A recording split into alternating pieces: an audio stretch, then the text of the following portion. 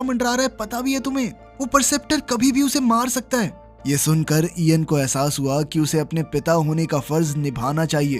वहीं दूसरी ओर इयन जब खुफिया कमरे से बाहर आया तो उसने देखा कि एस्टर परसेप्टर को भी अपने साथ अंदर ले आई थी। एस्टर ने कहा कि परसेप्टर तुम्हारे सारे सवालों का जवाब दे देगा, पर इयन ने उसकी एक ना सुनी और बंदूक निकाल ली। लेकिन परसेप्टर डरा नहीं और उसने अपनी कहानी बताई। उसने कहा कि वो इयन का असली बाप है। ये बात सुनकर इयन हक्का बक्का रह गया।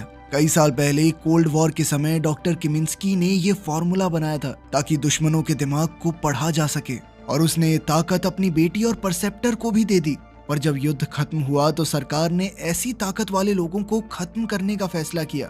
पर फिर म्यूल नाम के एक आदमी ने पूरी सरकार को अपने काबू में करके हरा दिया। आखिरकार म्यूल ने बाकी सबके साथ मिलकर अवेयरनेस नाम का ग्रुप बनाया और वो सब अपनी शक्तियां छुपाकर आम जिंदगी जीने लगे।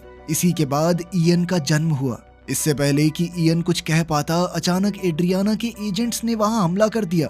जैसे ही परसेप्टर ने ये देखा तो उसने तुरंत इयन से कहा कि जल्दी यहाँ से निकल जाओ और मेरे स्पेन वाले घर में जाना, वहाँ तुम्हें सभी सवालों के जवाब मिल जाएंगे। इयन कहने लगा कि मुझे घर का पता तो मालूम ही नहीं है, लेकिन एस्टर को एड्रेस पता था। इसके बाद परसेप्टर ने डट कर एजेंट्स का सामना किया और उधर इयन एस्टर के साथ भाग निकला।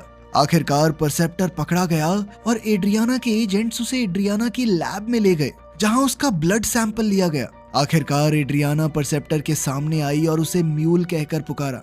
एड्रियाना ने कहा कि वो उसके खून से शक्तियों का फॉर्मूला निकाल कर उसे बर्बाद कर देगी, पर जल्द ही उसे एहसास हुआ कि परसेप्टर के खून से फॉर्मूला नहीं निकाला जा सकता, क्योंकि फॉर्मूला पूरी तरह उसके खून से जुड़कर एक हो चुका था। फिर एड्रियाना ने अपने बॉस से कहा कि अब इयन ही उनकी आखिरी उम्मीद है।